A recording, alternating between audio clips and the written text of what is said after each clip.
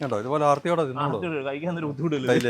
TMR നമ്മൾ പൊട്ടിച്ചിട്ടുണ്ട് കേട്ടോ. അതുകൊണ്ട് ഈ സാധനമാണ്, ഇങ്ങനെയാണ് നമ്മുടെ പ്രൊഡക്റ്റ് പൊട്ടിക്കുമ്പോൾ ഇരിക്കുന്നുണ്ടോ. നല്ല അടിപൊളിയായിട്ട് പാക്ക് ചെയ്ത് നല്ല ഇതാണ് നമ്മുടെ സാധനം. ഉമ്മയിലെ TMR നമുക്ക് ഓരോരുത്തർക്കാർ ശകലം രാവിലെ ഒരു തവണ എത്ര തവണ കൊടുത്തു ഇവർക്ക്? നമ്മൾ രാവിലെ ഒന്ന് കൊടുത്തല്ലേ? ഓക്കെ, ഇങ്ങനെ പൊട്ടിച്ചെടുത്തേ ഉള്ളൂ. പൊട്ടിച്ചിടുകയുള്ളൂ. ഇത്രയേ ഉള്ളൂ അല്ലേ? ഓക്കെ, അപ്പൊ ഓരോ പശുവിനും നമ്മൾ ഇട്ട് കൊടുക്കാം. കഴിക്കാനൊന്നും ഒരു ബുദ്ധിമുട്ടില്ല. നല്ലൊരു സ്മെല്ലും ഉണ്ടല്ലോ. നല്ലൊരു സ്മെല്ലും പശുക്കൾക്ക് ഇഷ്ടപ്പെടുന്ന ഒരു ഓൾറെഡി നമ്മൾ രാവിലെ കൊടുത്താണ്. നമ്മൾ കർഷകരെ കാണിക്കാൻ വേണ്ടി നമ്മൾ ഇട്ട് കൊടുക്കുന്നത് കേട്ടോ. ഷിബിച്ചേട്ടാ, അതുപോലെ തന്നെ നമുക്ക് ഈ ഒരു TMR കൊടുത്തതിന് ശേഷം നമ്മുടെ പശുക്കൾ ഒരു മതിലക്ഷണവും കാര്യങ്ങളൊക്കെ ഇങ്ങനെ മതിലക്ഷണം കറക്റ്റ് ടൈമിൽ നമുക്ക് മതിലക്ഷണം കാണിക്കും. അതുപോലെ തന്നെ പശുവിന്റെ സ്കിന്ന് നല്ല ഇതിൽ തന്നെ നമുക്കൊരു ഷൈനിങ്ങിലായിട്ട് വരുന്നുണ്ട്. ഓക്കെ, അതുപോലെ തന്നെ പശുക്കൾക്ക് ക്ഷീണം അങ്ങനെ ഇല്ല ഇതായിട്ട് വരും. ഇല്ലെങ്കിൽ നമ്മൾ ഈ പെല്ലറ്റ് ഈ കൈതൊക്കെ കൊടുത്തു കഴിയുമ്പോഴത്തേനും പശുക്കൾക്ക് ഭയങ്കര കഥപ്പായിരിക്കും. ചൂട് ഭയങ്കര ചൂടാണ്.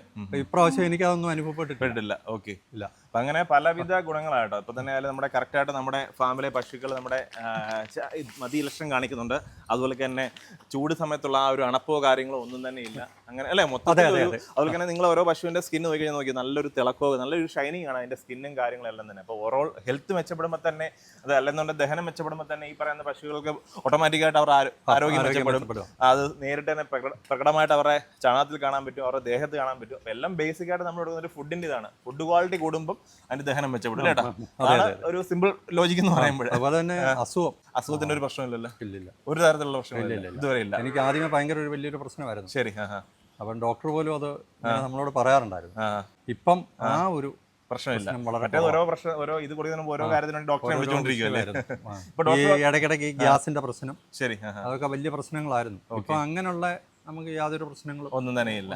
ഇപ്പൊ ശരിക്കും എത്ര മാസം ഈ ഒരു പ്രൊഡക്റ്റ് വന്നിട്ട്?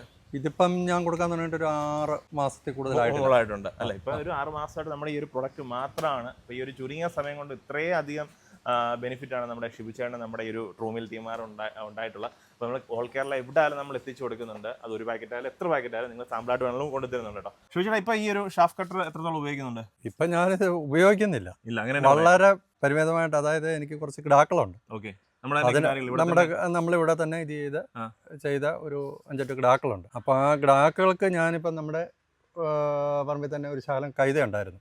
അപ്പൊ അതിന്റെ ഇത് കഴിഞ്ഞ് കഴിഞ്ഞപ്പോ തന്നെ ആ കൈത പറിച്ചേച്ച് അത് വേശാക്കണ്ടല്ലോ എന്നോർത്ത് അതിന് മാത്രം ഉപയോഗിച്ചുകൊണ്ടിരിക്കുന്നേ ഉള്ളൂ. അല്ലെങ്കിൽ ഈ 6 മാസമായിട്ട് ഇപ്പൊ കൈത എന്ന് പറഞ്ഞ സാധനം ഇല്ല.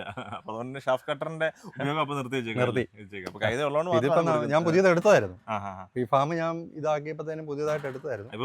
ഇപ്പൊ വെറുതെ ഇരിക്കുകയാണ്. അതാണ് നമ്മുടെ TMRന്റെ ഗുണം കേട്ടോ.